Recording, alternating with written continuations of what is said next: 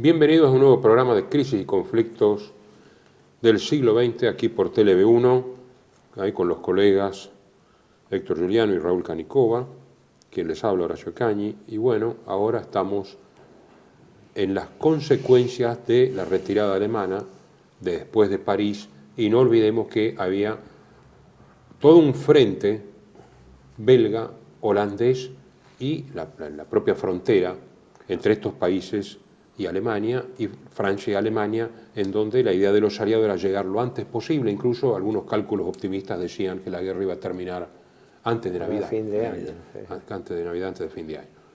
Y aquí vienen algunas de las operaciones militares más grandes de toda la guerra. Una es la lucha por los puentes sobre el Rin. La idea, el Rin es un río muy ancho, es un río muy importante, y tomar los puentes era un objetivo estratégico fundamental. Y además que ahí estaba toda la línea de fortificaciones, el llamado Muro del Oeste o línea Sigfrido, apuntalada por el curso del Rin. Sí, conviene decir otra cosa sobre el Rin.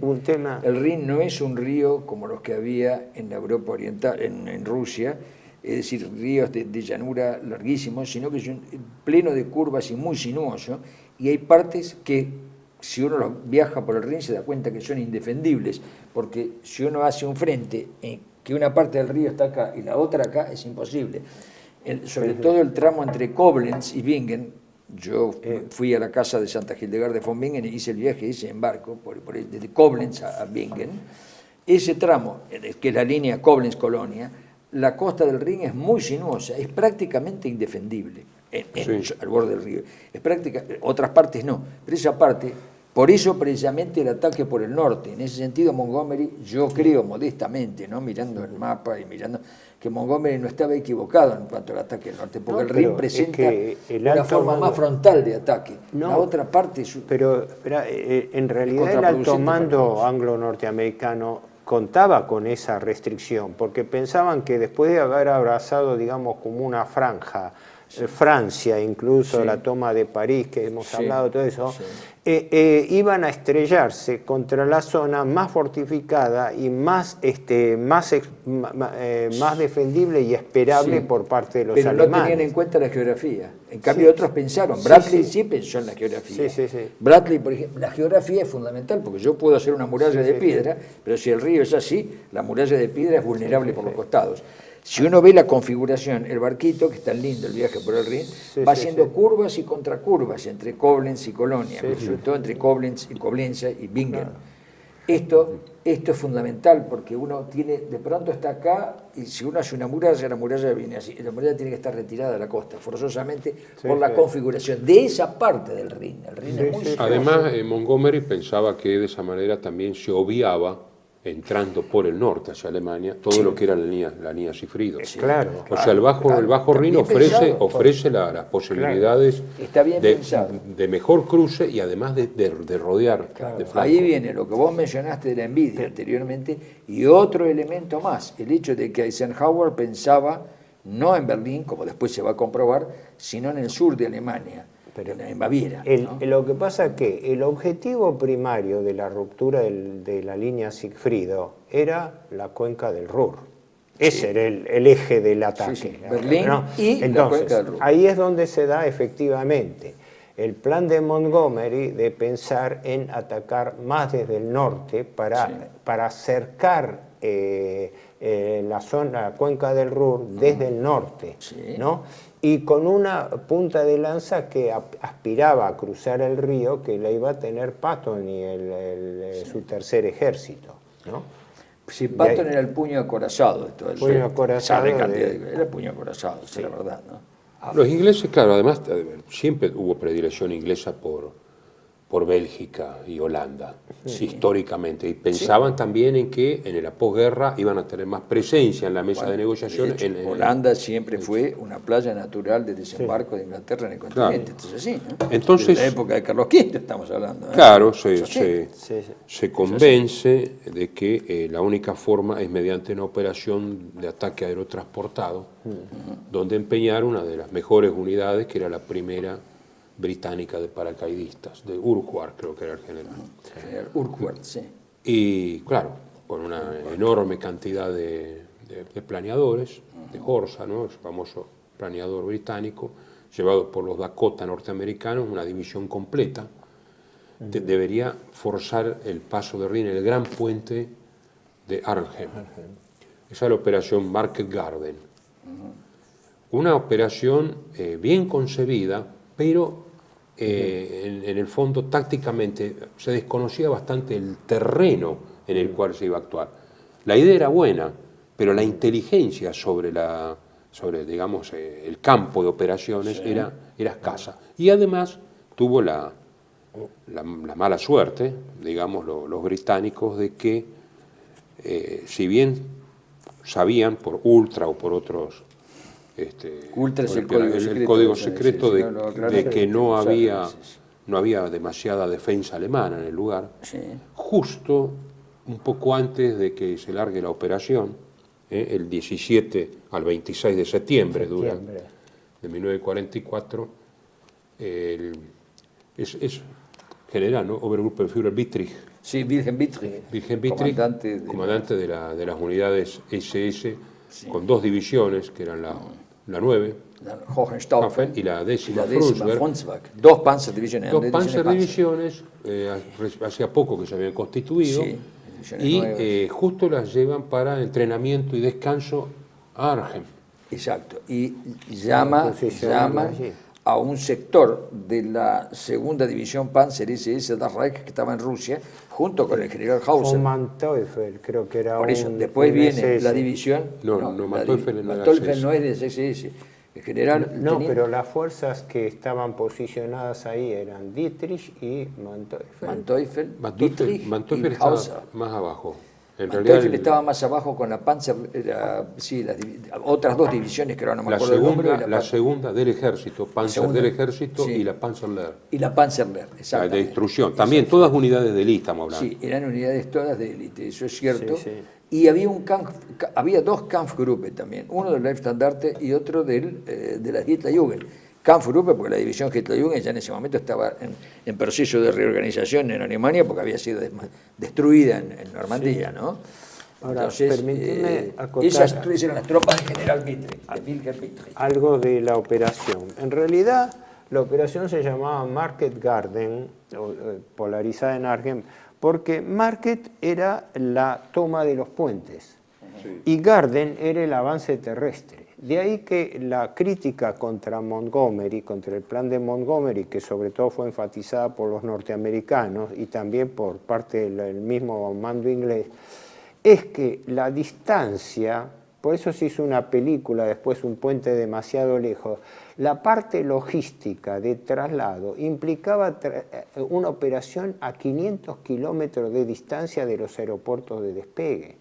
Tuvieron que empeñarse 35.000 hombres como paracaidistas y transporte por planeadores a 500 kilómetros de distancia, con el problema de que el avance terrestre no fue tan rápido como para alcanzar a tiempo a la fuerza, de tal manera que quedaron una gran cantidad de fuerzas aerotransportadas en el terreno sin el respaldo terrestre. Y ahí fue donde atacaron los alemanes, en la línea de avance de terrestre, que los dejó... Es Arnhem, Osterbeck, Wolfhesse, Drill, son todas localidades alrededor.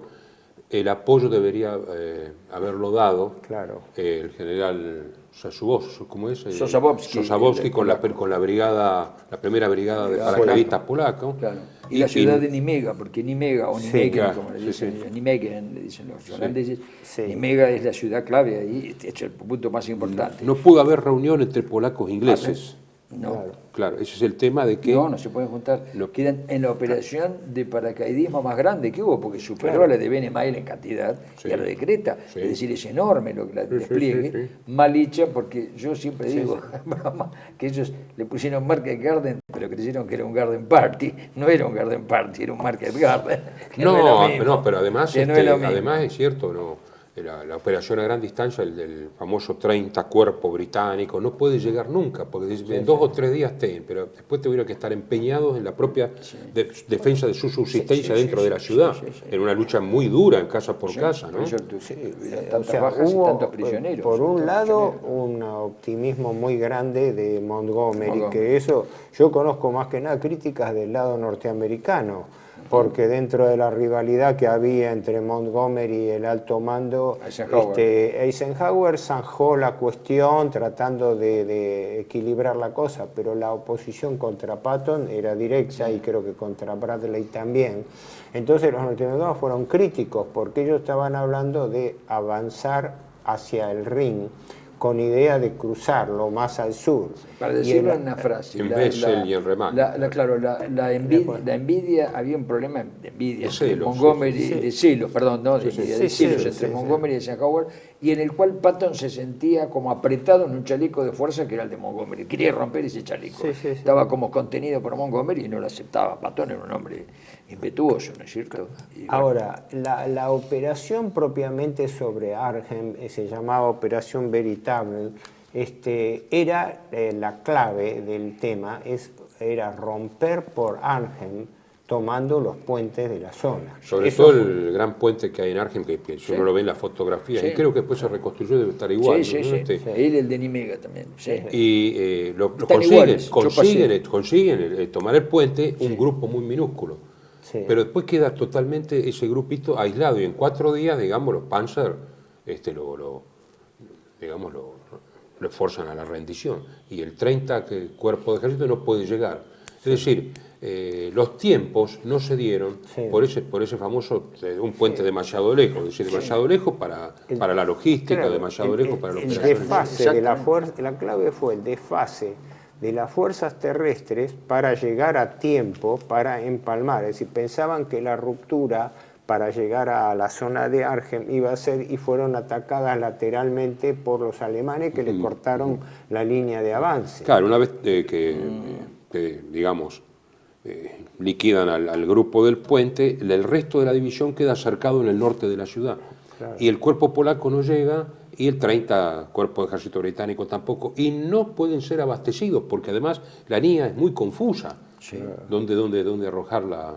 Exactamente, se produce un problema de dispersión y de pérdida en los bosques y en los lugares pantanosos que tienen que pasar necesariamente, es decir, que hay canales por todos lados. El terreno es un terreno difícil, los paracaidistas quedan en realidad dispersos. Se produce un problema de dispersión. En realidad se analizó bastante las razones del fracaso aliado en esta operación Market Garden, pero aparte del tema logístico, estuvo lo que se dijo errores operativos dentro de las directivas a los mandos. La cuestión ya citada del lento avance terrestre, e incluso un detalle no menor, la falta de colaboración de la población holandesa, que era un aspecto no previsto, pensando en que podía haber resistencia, porque Holanda pertenecía a ese grupo de países ocupados, pero con gobiernos afines, el gobierno Mussert, ¿no? Y en consecuencia la idea de colaboración de la población civil no fue la misma. Ya habían tenido ese problema en Bélgica, y bueno, por la tradicional enfrentamiento entre flamencos y valones, ¿no? Donde el avance no se hacía fácil para las tropas porque estaban entrando en una zona semi-enemiga. En Bélgica, no te olvides que el rey Leopoldo III aceptó el armisticio, mientras que el gobierno holandés, el monárquico, se fue al exilio con un agravante que era el del príncipe Bernardo, que es era el jefe de la resistencia, pero desde Londres, no en terreno, desde Londres, jefe de resistencia. ¿El príncipe Bernardo no acompañó al exilio o había sido oficial del ejército alemán antes? No, había sido, y había pedido ser miembro honorario de la CSS, le dieron un grado en la CSS como miembro honorario, y se fue en el exilio. Por eso, en el año 40, cuando se produce la ocupación de Holanda, La reina Guillermina es la que todos. se exilia. Se fueron todos, Sí.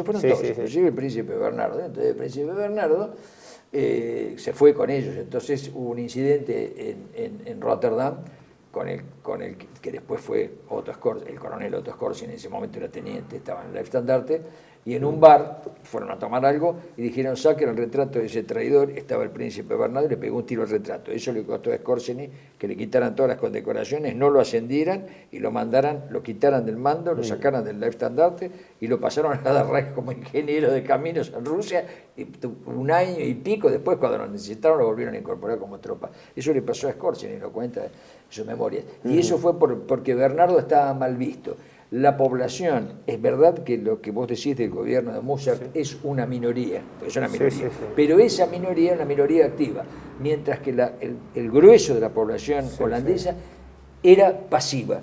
Les daba lo mismo una ocupación alemana que una ocupación inglesa, les daba lo mismo. Lo que se señaló es eso, que no contaban con la colaboración, porque lo de Francia estuvo acompañado de, todo un renacimiento patriótico francés, pero en Bélgica se enfrió la cosa y en Holanda... Consecuencia, alcanzaron a ser evacuados algunos, pero es la derrota en menor tiempo más importante de los ingleses en toda la guerra. Y aquí están junto con Singapur sería también, ¿no? Singapur y esta. Sí, claro, pero digamos la intensidad, mientras que la de Singapur, la intensidad. Sí. Esto, también hubo maniobras de las dos famosas unidades norteamericanas, el 82 y 101, en el sur de Arnhem. Sí. Pero los ingleses, según Martin Middelburg en su muy buen libro de Arnhem, digamos, la primera transportada, 1.174 muertos, el 13%.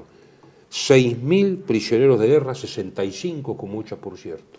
Si sumamos los dos, 65 y 13, los evacuados, el 20%. Total, 8.969, más los pilotos de los planeadores, 219 muertos, 511 prisioneros de guerra, 40%.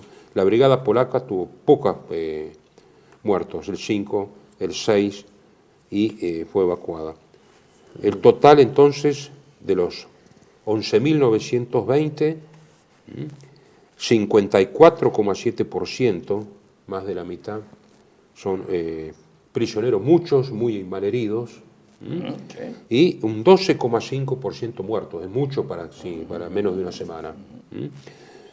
Los Estados Unidos tuvieron 1.400 y 2.100 y pico bajas, o sea que las bajas totales de 7.077 de la primera británica es el doble de todas las fuerzas combinadas y casi el doble de la sexta división de paracaidistas británica en toda la batalla de Normandía con los canadienses, etcétera, etcétera. O sea que es considerado una de las pérdidas algo que no dijimos, el frente alemán en esa zona estaba comandado por el general Model. Sí, ya se había producido. Claro, porque a Model lo nombra, lo ponen a cargo de la defensa, así que fue una victoria táctica de Model en su resistencia. ¿Cómo se llama? Rundstedt, Klüger y Model, ¿no? Sí, hasta que tomaron los puentes en Remagen, en Wechsel, no pudieron cruzar el Rin. Y la primera británica no volvió a intervenir en toda la guerra. Claro. Bueno, continuamos en el otro bloque. Ahí la primera británica. Bienvenidos a CEPA, Centro de Estudios del Pensamiento Americano. Nuevo sitio web de cursos de formación en política, filosofía, historia, literatura, geopolítica, religión, psicología y más. Cursos de formación que reflejan el verdadero pensamiento americano. Lo invitamos a elegir el curso de su agrado ingresando en www.cepa.la.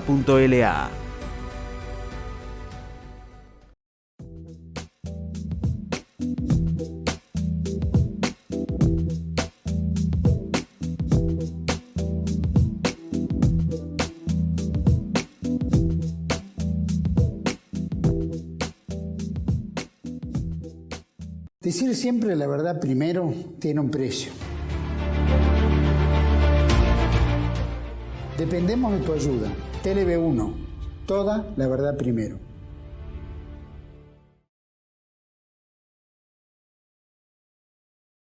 Bueno, continuamos entonces, en este caso, con una maniobra impensada por los aliados, que es la contraofensiva alemana en las Ardenas.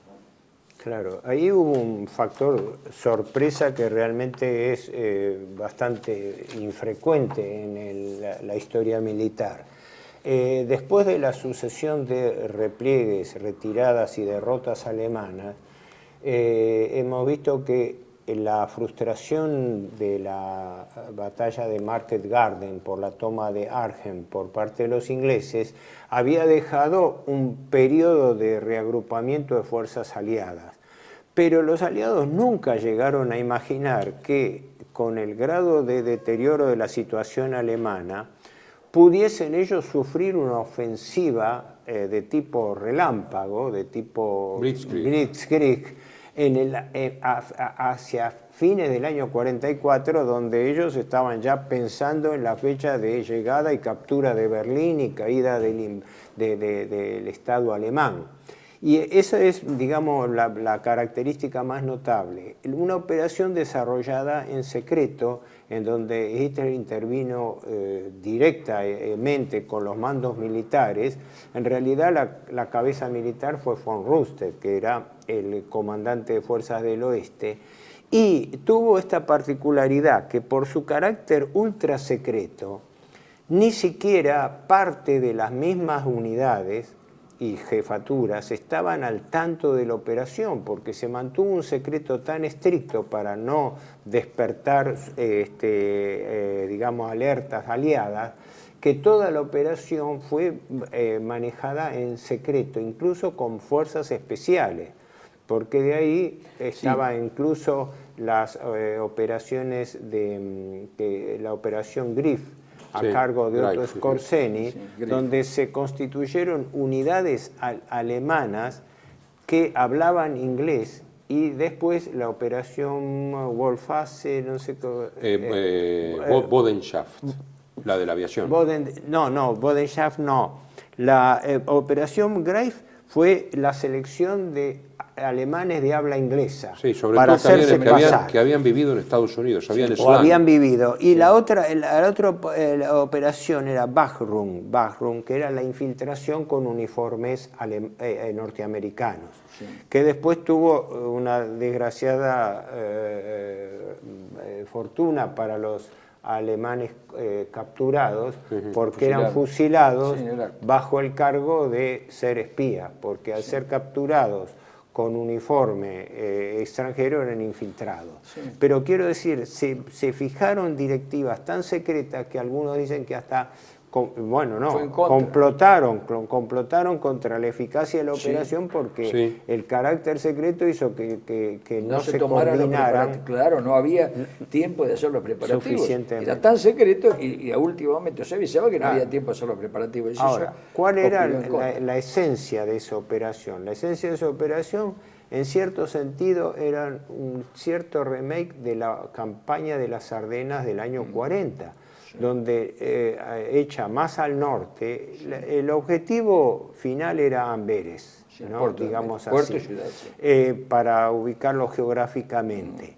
Y consistía en una ruptura blindada, ahora si querés eso sí, explícalo vos, una ruptura blindada que no solamente constituyese una derrota y un golpe contra el avance aliado, sino que separase las fuerzas inglesas que estaban al norte, que habían quedado al norte en la zona del Rin, del Bajo Rin, de las norteamericanas al sur. Lo cual generó. El objetivo era ese. El objetivo final era repetir, digamos, lo de 1940, tomando Amberes. Lo que pasa es que los aliados no tenían puertos habilitados, porque Cherburgo todavía lo estaban descombrando. Al retirarse de Amberes, habían también dejado tierra arrasada, las fuerzas alemanas, entonces apenas estaba empezando a funcionar. Y las líneas de abastecimiento estaban muy lejos. Además, se suponía que la zona de Ardenas era una zona de rest and recreation, ¿no? de descanso tanto propios como de los alemanes. Nunca se pensó que por ahí otra vez se iba a repetir esta situación. Lidl-Hurt sostiene que Lidl-Hurt dice que la operación está muy bien pensada y que, dadas las circunstancias en que estaba Alemania, era lo mejor que podía haber hecho. El grave problema, dice, son los abastecimientos y ya no solamente la superioridad del enemigo, sino el problema gravísimo de abastecimientos. Número 1, el combustible. Número 2, el combustible. Y número 3, las municiones. Y el apoyo aéreo. No, el apoyo aéreo nulo, no, eso olvídate. El apoyo aéreo ni lo cuento, apoyo. ni lo tenían en cuenta, no que lo cuento yo, no lo tenían en cuenta ellos. Lo tenían en cuenta porque no existía el apoyo aéreo. Había dos planes. Uno era tratar de rodear las fuerzas norteamericanas en torno a Aquisgrán, habían llegado frente a Aquisgrán. Y más ambicioso, que era Amberes, ¿no? Y separar las fuerzas. Este era el plan que elige Hitler. Rundstedt y los demás generales aquí, hay un grupo de generales notables, digamos, ¿no? Que están de altos oficiales. Dicen, pues, una solución intermedia sería tratar de alcanzar Lieja, Namur, amenazar a Amberes y tratar de aislar la mayor cantidad de fuerzas norteamericanas e inglesas posible. Pero para esto se necesitaba un secreto absoluto, como se ha dicho, y lo que ayudaba a los alemanes es que aquí como estaban ya prácticamente en propio suelo patrio, las órdenes se daban por teléfono y por teletipo. Entonces Ultra sabía muy poco de esto. Claro, Si bien la inteligencia del tercer... Ultra, volvemos a repetir, es el código secreto alemán, porque si no... No, Enigma es el código secreto. Ultra es el decodificador, que había sido muy importante previamente, pero que ahora servía de poco. Si bien el tercer ejército de Patton, no me acuerdo quién era el general que estaba a cargo de inteligencia, sabía de que había mucha maniobra alemana en la zona y advierte, como hacía mal tiempo, no hubo reconocimiento aéreo. No. Además, los alemanes confiaban. Rundstedt le dijo, eso es factible si conseguimos en forma ideal 15 días con el cielo totalmente cubierto. Es muy difícil, pero dijo 15 días, yo le aseguro, Rundstedt dijo, solamente en esas condiciones, con las puntas de lanza puedo asegurar la llegada. No olvidemos esto, estamos hablando de mediados de diciembre del 44, y pleno invierno en Occidente, o sea, era imprevisible para los aliados pensar que Alemania estuviese en condiciones de largar una contraofensiva y que tuviese los elementos y las tropas adecuadas. De ahí el factor y el terreno, porque el terreno de las Ardenas es un terreno particularmente frío, como lo dice su canción, le llaman Westerwald los alemanes, y dicen que en el Westerwald siempre sopla el viento frío, ¿no? La canción dice eso, ¿no? Y evidentemente el viento helado, diría yo, en esa época, desde diciembre hasta los primeros días de marzo, es una zona muy dura, pues es alto, y con enormes tormentas de nieve, que enfrentaron eso tuvieron que enfrentar. Y allí, bueno, después vamos a tener que hablar de qué fuerzas estaban allí, ¿no? O sea, el principal era el 6º Ejército Panzer-SS de Septitre. No, había, pero digamos, se necesitaba el secreto, la sorpresa, el mal tiempo, para que la aviación aliada no interviniera, y algo muy importante, tomar el combustible de los depósitos aliados. Claro. Porque no había suficiente combustible, habría para un tercio de la ofensiva, todo lo demás se confiaba en golpes de mano. En golpes de mano, y eso es lo que la hizo fracasar. Y se llama la operación por la salvación de la patria, Wagen der Rhein, o sea, el centinela en el Rin, que es una vieja canción patriótica, ¿no? Exactamente. Claro, es decir, los aliados habían confiado ya muy lentamente, habían llegado a la zona, después de Normandía, cansados, y aquí hay una cantidad de ejércitos notables. Bueno, hay tres puntas de lanza. La del norte, con el 6º Ejército Panzer SS, con las de Septitrich, con las divisiones Leibstandarte y Hitlerjugend como puntas de lanza. Exactamente, son las dos puntas de lanza. En el centro está Manteuffel, Hasso von Manteuffel, con sí. la segunda Panzer El del general ejército. Baron von Manteuffel. Del ejército, que es muy buena. Es más, la que más hizo es la segunda del ejército, Panzer, la que llega más lejos. Y la Panzerlehr, Era Panzerlehr, sí, exacto. eran del ejército, la destrucción. Y en el sur es un general que se llama Brandenberger, Erich Brandenberger, que tiene el viejo séptimo ejército que ya venía peleando desde Normandía, ¿no es cierto? Que no tenía blindados. El objetivo era aferrar la mayor cantidad con la infantería de tropas posible en una maniobra más bien de distracción. Con un talón de Aquiles en las tropas era, no voy a negar que tenían un espíritu de combate muy bueno, pero eran no tenían la experiencia de guerra y tenían mucha edad o eran muy jovencitos. Me refiero a los Volksgrenadier, el Volkssturm, ¿no? O sea, las brigadas de asalto populares, así se llama. El Volkssturm, había dos regimientos, dos divisiones de Volksgrenadier de apoyo, pero las divisiones de granaderos, del Volkssturm, ¿no?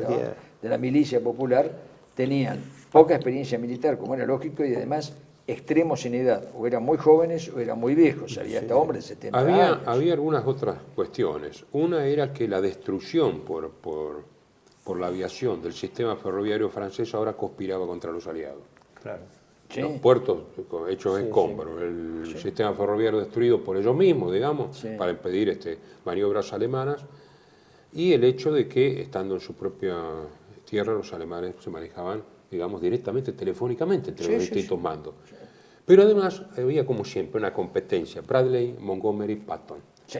¿No? Esto es increíble, porque querían tener prioridad en suministro. Entonces Montgomery se apoyaba en Churchill. Churchill le hablaba a Eisenhower, y Eisenhower prefería a Bradley y Patton. Sí. Entonces la pelea por los suministros, por quien tenía suministro era feroz. Había un estado deliberativo continuo en el alto mando aliado, ¿no? Que ya venía de Falley, venía desde siempre. En realidad hay un libro de Irving, creo, sobre el debate, la guerra entre los generales. Ah, sí. Bueno, dentro de David Irving. ¿La guerra de Hitler? No. Yo tengo una edición francesa, aparte. La guerra entre los generales. Y está el libro de Irving, La guerra de Hitler, está y está The Battle of the Generals de Blumenson también. Ajá. O sea, pues, era demasiado evidente, ¿no? El primer ejército canadiense ya había combatido en el Escalda, en el estuario del Escalda, ¿no? Tomó la isla de Walcheren, ya es Alemania, Walcheren. Sí, ya es Alemania, sí. Bueno, perdón. Es frontera, en Holanda, frontera con Alemania. Walcheren es una región holandesa, pegada sobre... Y abrió el puerto de Amberes al tráfico, con lo cual algo alivia, pero en realidad, por lo que se necesitaba infinitamente más. Así que estuvo muy bien pensado. 18 divisiones de infantería y 12 blindadas emplean los alemanes. Ojo, blindadas de las SS y del ejército. Sí. El plan era reunir 13 de infantería, 2 de paracaidistas y 6 tipo Panzer de la reserva estratégica, pero en el frente oriental, después de Bagration, había una merma, digamos, de gente y de material tremendo. Eso Permitime un detalle importante, claro. En el este no era absoluto, pero se había producido un cierto descanso después de la operación Bagration, que iba a ser retomada con la ofensiva del Oder el 13 de enero. Esa ventana de tiempo que los alemanes contaban con que los rusos estaban reagrupando para el gran asalto hacia Berlín, era el que daba la esperanza a Hitler de poder hacer una ofensiva que desorganizase el frente occidental, le permitiese trasladar fuerzas al este, y todavía en parte la esperanza de que se pudiese llegar a alguna forma de acuerdo siempre por separado hasta el final, digamos, la esperanza de que los angloamericanos firmarían una paz por separado, ¿no? Revisar el tema de la rendición incondicional, que es lo que descompuso todo tipo de no ser así, por lo menos tener un éxito como para frenar lo suficiente como para que las nuevas armas pudieran entrar en acción, aviones de reacción y nuevos submarinos.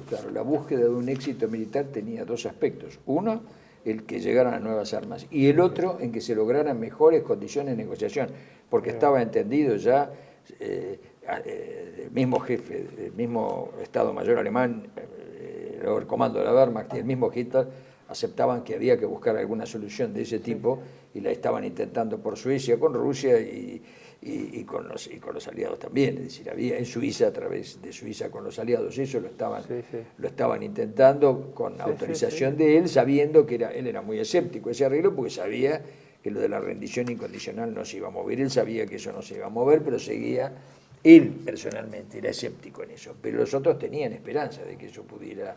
Esa esperanza mantenía. La esperanza tenía una base racional, que era racional, que dentro de los Estados Unidos y también dentro del gobierno británico veían que el avance soviético era ya desproporcionado y consecuentemente pensaban que por lógica iban por sus propios intereses, iban a tratar de frenar el avance, porque caso contrario, con las tropas retenidas en el oeste, la Unión Soviética podía avanzar sobre toda la Europa central. Pese a esa amenaza que vos señalás muy bien, los caciques del Partido de la Guerra decían no. El empecinamiento de los partidos de la guerra, de los caciques del Partido de la Guerra. Lo que pasa es que repetir la operación del 40 con los recursos en ese momento de Alemania era poco realista. No obstante, es cierto que era preferible en términos puramente militares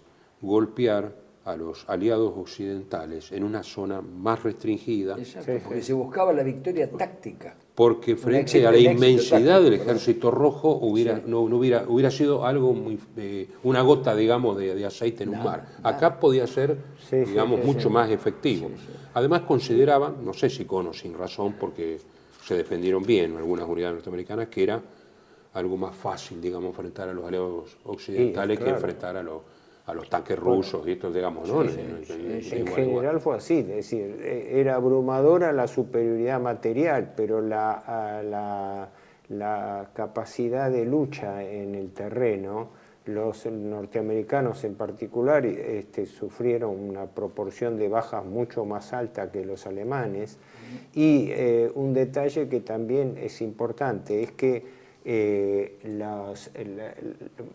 entre estas unidades Volksgrenadier que se constituyeron, pero también había veteranos del frente ruso, ¿no? que aportaban, que iban y venían, y con lo cual la capacidad de reacción y de ataque alemán era alta. Y bueno, por eso los dos Kampfgruppe, el Kampfgruppe Peiper y el Kampfgruppe Hansen, que son las dos puntas de lanza en la, bueno, principalmente en la primera división Panzer es el Leibstandarte, ahí estaba el Kampfgruppe Peiper y detrás el Kampfgruppe Hansen, es decir, por eso este tipo de combate es el único que se podía hacer allí, el único que podía romper, que era casi una guerrilla. Los movimientos, cuando uno sigue los movimientos de estos Kampfgruppe, son prácticamente una guerrilla, va asestando golpes, escondiéndose, y logran llegar hasta Stavelot, que es el punto decisivo para avanzar sobre Namur y en la carretera de Amberes. Pero, aunque llegan allí, eso no hay duda, tienen el tremendo problema de la cantidad de elementos que tienen los aliados, que les rompen los puentes, les destruyen los puentes atrás y... Bueno, y se termina nublado. La confusión aliada hizo, pero... La misma niebla que favorecía el avance cegaba en la alta montaña los mismos movimientos y el desplazamiento. Claro, cuando cambia el tiempo, empiezan los bombardeos y le destruyen los puentes. Ahora, la penetración alemana creo que se produjo unos 27 kilómetros solamente, es decir, no llegó a tomar una profundidad tremenda. Se nota muy gráficamente. La segunda Panzer llegó a menos de 100 kilómetros de Amberes. ¿Sí? Hubo avanzadas. Bueno, pusieron 500.000 de hombres y las divisiones blindadas con los nuevos tanques, ¿no? Panther Tigre y el famoso König Tigre, el Tigre Real, que era el tanque más pesado de ellos. Bueno, pero eso lo vamos a ver en el próximo bloque. Bienvenidos a CEPA, Centro de Estudios del Pensamiento Americano. Nuevo sitio web de cursos de formación en política, filosofía, historia, literatura, geopolítica, religión, psicología y más. Cursos de formación que reflejan el verdadero pensamiento americano. Lo invitamos a elegir el curso de su agrado ingresando en www.cepa.la.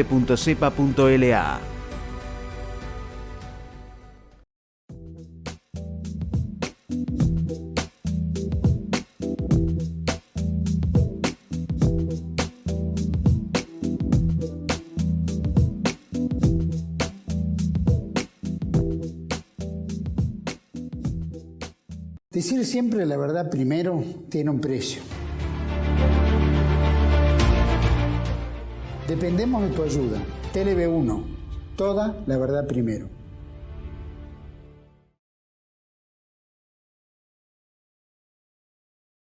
Bueno, estamos en el desarrollo de la contraofensiva de las Ardenas y claro, había que ahorrar combustible lo más posible y por eso las tropas alemanas iban en tren y en caballo para tener combustible para los tanques, pero reunieron esa enorme fuerza de blindados y de personal, pero retrasaron el comienzo de la ofensiva del 27 de noviembre al 16 de diciembre. La batalla va a continuar durante un mes, hasta mediados de enero del 45. Creo que fue el 13 de enero que se frenó totalmente la... Sí, bueno, en Navidad se frena la ofensiva y después viene la batalla de Contra. Muy lento, que llega hasta la segunda semana, casi la segunda semana. El ataque sorprendió totalmente a las fuerzas aliadas.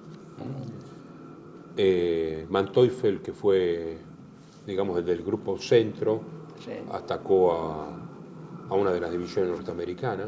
Era general de tropas acorazadas. Era uno de los dos más, junto con el general Conde von Strachwitz. En el primer día toman 7.000 prisioneros, ¿no? Fue un golpe muy, muy grande, ¿no? Lo que pasa que una es la nieve.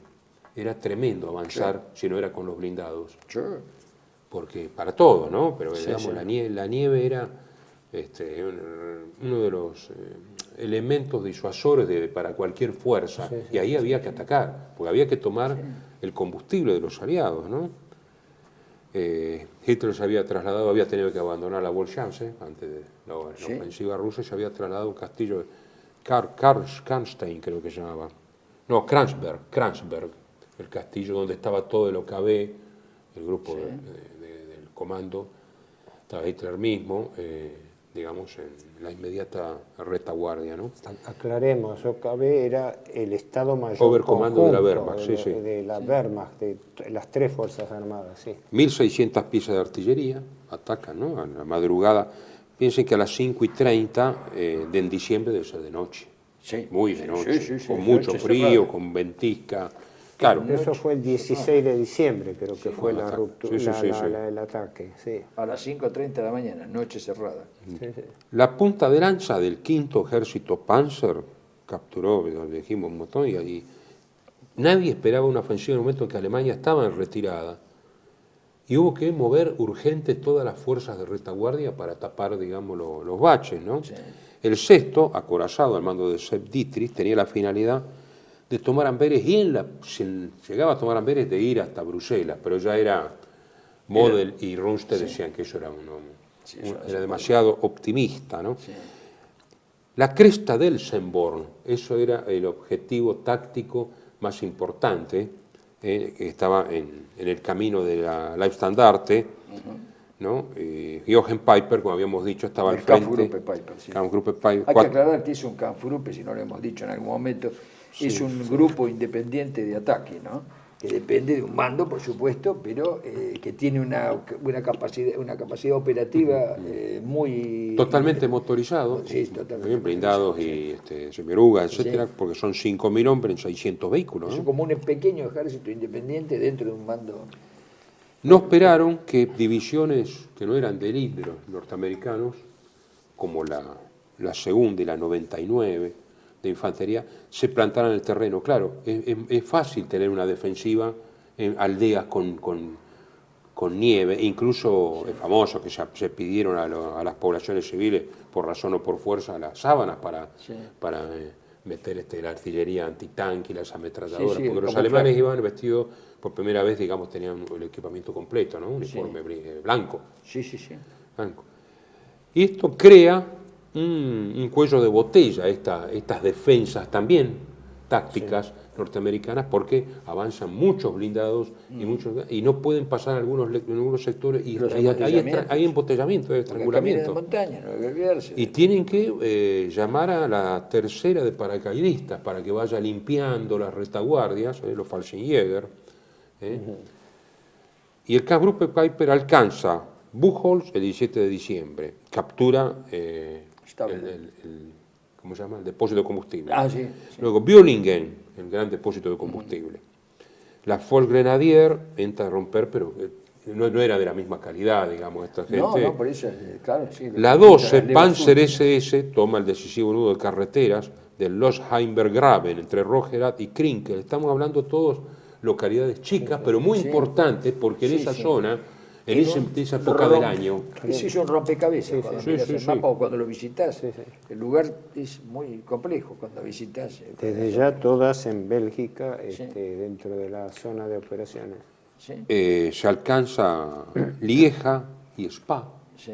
pero los norteamericanos liquidan ¿cómo se llama? Ya saben de que van por el combustible, entonces empiezan a volar el combustible o a derramarlo, ¿no?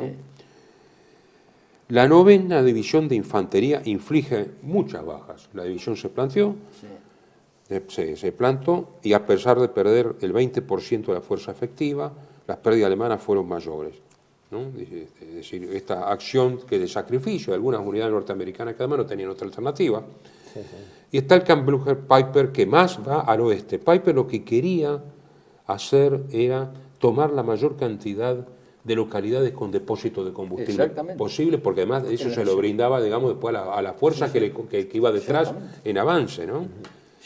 Y tomaban y usaban y continuaban. E incluso perdió, por ejemplo, en Honsfield la oportunidad de poder cercar totalmente a la 99 y la segunda, porque la idea de él era tomar el combustible y continuar al oeste lo más posible. Pues el tiempo iba en contra, es más, iban retrasados. Lo que tenían que tomar en 2 días, Hay que aclarar que este era un teniente coronel muy famoso, ¿no? Porque nosotros nombramos como personaje conocido el teniente coronel Joachim, llamado Jochen Peiper. Era un veterano, de todas las campañas, pero que se había fogueado en Rusia como uno de los más grandes taquistas en la Cruz de Caballero, un altígrado teniente coronel de las Waffen-SS, miembro del Leibstandarte der Fiesta, y de la Guardia, hasta había estado en la Guardia Personal y demás, y era famoso como conductor de tanques y de granaderos Panzer, o sea, los granaderos que acompañan a los taquistas. Como era un soldado excepcional, perdón, hablamos de uno, fachamos como el Barbieri, uno a la vuelta, Margareta. Entonces, es decir, ese tipo de soldados son los únicos que podían avanzar de esa manera. Y el segundo, el que venía en el otro Kampfgruppe, era un mayor, creo que era, ¿no? Hansen, el Kampfgruppe Hansen, con las mismas características que iba cubriendo la toma de estos combustibles, iba pasando la retaguardia, mucho más que rodear las tropas. Ese es el objetivo de estos Kampfgruppe. No, el tema es que tengo entendido que en el alto mando alemán, ya a los 3-4 días de iniciada la ofensiva, ya tuvieron un panorama de que los objetivos eran demasiado ambiciosos con respecto al cumplimiento y que había un escepticismo al respecto. Creo que uno de los que, si no recuerdo mal, lo plantea eso es Guderian, ¿no? Está bien que Guderian escribió después de la guerra tratando de salvar responsabilidades, ¿no? Porque él era jefe del comando de ejército en ese momento. Pero hablando de que se pecó, por un lado, del problema de secreto, y por otro lado del problema de optimismo de que iba a haber un golpe psicológico al mando aliado, porque en realidad el mando aliado hubo cosas hasta caricaturescas, ¿no? Porque con la penetración de soldados alemanes que hablaban inglés y usaban uniforme norteamericano, se creó una confusión tan grande que quedó una especie de bloqueo y Eisenhower tuvo que dar directivas tremendas de cuidados y contraseñas por el temor de la cantidad de soldados alemanes que estuviesen infiltrados, ¿no? Dice claro, que había que confundir las señales de caminos, había que hacer atentados. El tema fue que hasta los altos oficiales norteamericanos eran interrogados por la policía militar. ¿Cuántas novias había tenido Betty Grable? ¿Cuál fue la última Raton Mickey? Es una cosa que solamente lo podían saber un norteamericano que vivía. Los que detuvieron, los alemanes que fueron detenidos con uniforme norteamericano y luego fusilados, primero por supuesto fueron interrogados y en el interrogatorio dijeron: nosotros hemos ya penetrado en todo el Estado Mayor y hemos llegado hasta el Estado Mayor en Reims, lo cual no era cierto, pero como era un proyecto, ellos lo dieron ya por hecho. Y eso es lo que provocó la confusión. Es decir, había un fantasma que estaba adentro, esa penetración... El objetivo era matar a Eisenhower, decían. Claro, entonces a Eisenhower le pusieron una guardia especial. Y eso dificultaba los movimientos de Eisenhower. Creo que se habló de un socias, es decir, un imitador de Eisenhower por el temor de que pudiese estar... El tema del fusilamiento, digamos, debajo del uniforme norteamericano tenía un uniforme alemán. Y... Eso siempre pasaban estos tipos de comandos, tanto de un lado como de otro, para en caso de que estuvieran rodeados o algo, se sacaban el uniforme y combatían como tropa. Lo que pasa que cuando los tomaban infraganti con el uniforme, no le iban a... Confiaba Skorzeny en que al no estar en ese momento tirando, digamos, haciendo uso de las armas, y sí iban a hacer uso de las armas en caso de tener que defenderse, pero la toma de infragante lo fusilaron. Aquí hay un episodio que yo creo que habría que verlo cuando hablemos también de los juicios y eso en la posguerra, pero hay que mencionarlo, que es en Malmedy el Kampfgruppe Peiper estaba cerca de la aldea de Bonnier, cerca de Malmedy, de Malmedy se llama la región. Y había elementos de la 7ª División Blindada estadounidense, unos 150 fueron tomados prisioneros. No se sabe bien, bueno, después en el juicio fue tremendo, la cantidad de testimonios, esto y aquello. ¿Qué pasó si alguien se puso nervioso y ametralló y después los demás continuaron ametrallando a 83 de estos prisioneros, 84 prisioneros de guerra? Sí, terminamos. No, lo que esto originó, porque enseguida hubo filmaciones, propaganda, etcétera, cuando los norteamericanos recuperan el terreno y ven que originó un gran odio, como represalias y todo. En Chenogne, el día de Año Nuevo del 45, los norteamericanos fusilan 60 prisioneros alemanes. Hubo una directiva norteamericana en Chenogne de matar directamente a los prisioneros alemanes que se capturasen. Claro, esto lo de siempre, ¿no? Alguna situación, ya estamos hablando ya de un 5.º año de guerra. Cualquier, no un alto mando, no por ahí un super veterano, pero un cuadro medio, un teniente, un subteniente, un capitán. Operativamente toman esas medidas porque parece que se dieron, que alguien hizo bullicio, que yo, y ametrallaron, y después hubo un juicio muy... de los altos mandos. Varias versiones del hecho. Una fue que habría habido, esa fue la versión primaria, habría habido un intento de fuga de parte de esos prisioneros, lo cual dio lugar a una represión así indiscriminada. La última línea, algunos se fugaron, digamos, ¿no? Que fueron después testigos. Otra es la falta de custodia que tenían, porque eran comparativamente pocos hombres alemanes para controlar un centenar y pico, 100, 150 norteamericanos. Pero hay un hecho que es el más importante de todo. Después de la guerra se hizo un proceso y a todos los implicados los absolvieron. Los absolvieron porque no se pudo determinar la culpabilidad. Los absolvieron de la pena de muerte, les pudieron la pena de prisión perpetua y el senador McCarthy, que debe haber tenido simpatía de alguna manera porque era muy anticomunista, los conmutó la pena en el 49 o 50. 50 estaban a punto. Pero quiero decir, hubo un proceso formal donde otros procesos que se hicieron donde un oficial norteamericano se jugó, digamos, no me acuerdo cómo se llama, que había sido civil, un abogado importante, y después era un oficial que tomó a cargo la defensa. Tan es así que después lo detestaban, digamos, dentro del... En la defensa el primer acusado era Jochen Peiper. Y también Pero Sandite. sí, por supuesto. Todos. Pero cayó todo el Estado Mayor del Sexto Ejército Panzer SS completo, hasta bajaron hasta los suboficiales. No, pero, cuando uno ve la sala del proceso es una manifestación. Lo que pasa es que lo notable fue que, pese a la propaganda que se hizo sobre la masacre de Malmedy... Sturmbannführer es... ¿Quién? Sturmbannführer Peschke es el que... Sturmbannführer es mayor. El que, digamos, la unidad que un mayor. Que un mayor. Sí. Pero el nombre está allí, yo me olvido, no me acuerdo el nombre. Ahora, Sturmbannführer de la SS, Werner Peschke, por razones desconocidas abrió de fuego de Werner golpe. Peschke, sí, es el gran acusado de la... El K-Gruppe Peiper llega a Stavelot el 18 de diciembre, 4 días después de lo que se pensaba que tenía que llegar, cuando en el 40 habían llegado de Eifel a Stavelot en 4 horas. ¿No? Está bien que la ofensiva de 40 no era en la nieve, era otra cosa, con otros recursos, ¿no? Vos querías decir algo de Stavelot, ¿no? No era de Stavelot, sino de la situación de estos comandos, llamémosle comandos, porque en realidad actuaban como tales, que era lo único que se podía hacer, la única forma de actuar era esa, no había otra.